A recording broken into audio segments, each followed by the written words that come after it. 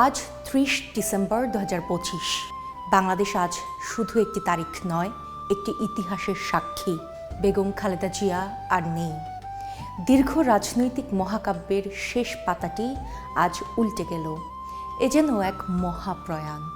বেগম জিয়ার প্রয়াণকালে পাশে ছিলেন বেগম জিয়ার জ্যেষ্ঠ ছেলে ও বিএনপির ভারপ্রাপ্ত চেয়ারম্যান তারেক রহমান, তার স্ত্রী ডক্টর জুবাইদা রহমান, নাতনি জায়মা রহমান, ছোট ছেলের বউ শারমিলি রহমান সিথিসহ আরও অনেকে।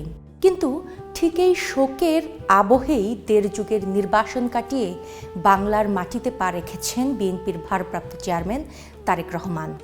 একদিকে প্রিয় নেত্রীকে হারানোর হাহাকার, অন্যদিকে নতুন সেনাপতিকে ঘিরে প্রত্যাশার চাপ।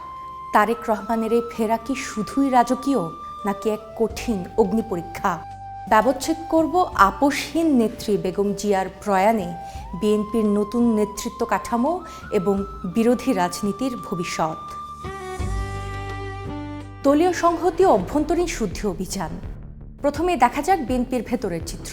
তারেক রহমানের ফেরায় নেতৃত্ব নিয়ে দীর্ঘদিনের দ্বিধা কাটবে দল। এখন একক কমান্ডে চলবে। তৃণমূল কর্মীদের মনোবল এখন তুঙ্গে। কিন্তু বিশ্লেষকরা বলছেন চ্যালেঞ্জটা এখানেই। দীর্ঘদিন ক্ষমতার বাইরে থাকা একটি দলে সংস্কার বনাম পুরনো ধারার রাজনীতির দ্বন্দ্ব এখন স্পষ্ট হতে পারে। প্রবাসে থাকা নেতৃত্ব আর রাজপথের নেতাদের মধ্যে সমন্বয় করাটাই হবে তারেক রহমানের প্রথম কাজ। এছাড়া মনোনয়নকে কেন্দ্র করে সিন্ডিকেট আর দলীয় কোন্দল সামাল দেয়া তার নেতৃত্বের জন্য এক বড় পরীক্ষা হতে চলেছে। রাজপথের উত্তাপ ও বিরোধী রাজনীতি। তারেক রহমান মাঠে আসা মানেই রাজনীতি এখন আর ইনডোর মিটিংয়ে সীমাবদ্ধ থাকবে না। রাজপথের আন্দোলন আরও আক্রমণাত্মক এবং সংঘবদ্ধ হবে। সরকার ও বিএনপির মধ্যে রাজনৈতিক সমঝোতার আলোচনা বাড়বে। দেড় যুগের ফ্যাসিস্ট ব্যবস্থার ধ্বংসাবশেষ থেকে রাষ্ট্রকে মেরামত করা নাকি শুধুই ক্ষমতার লড়াই, মানুষ এখন সেটাই দেখার অপেক্ষায়।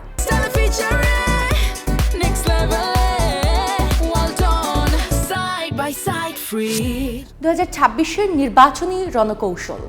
নির্বাচন আর মাত্র কয়েক মাস দূরে। তারেক রহমানের ফেরা নির্বাচনী আমেজকে আমূল পরিবর্তন দিয়েছে। ভোটারদের অংশগ্রহণ বাড়বে, কিন্তু সহিংসতার ঝুঁকিও কি বাড়বে না?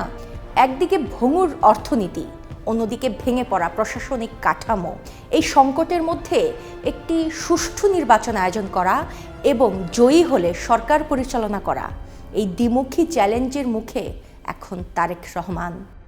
বেগম জিয়ার মৃত্যুতে যে রাজনৈতিক ভারসাম্য নষ্ট হয়েছে, তা কি তারেক রহমান পুনরুদ্ধার করতে পারবেন?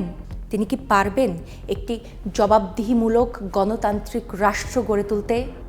সমাজ আজ চরমভাবে বিভক্ত। এই বিভাজন কি আরও বাড়বে, নাকি দায়িত্বশীল নেতৃত্বের মাধ্যমে দেশ এক নতুন ভোরের আলো দেখবে? ৩০ ডিসেম্বর ২০২৫-এর এই লগ্নে দাঁড়িয়ে উত্তরটা সময়ের হাতে। তবে লড়াইটা কিন্তু শুরু হয়ে গেছে আজ থেকেই।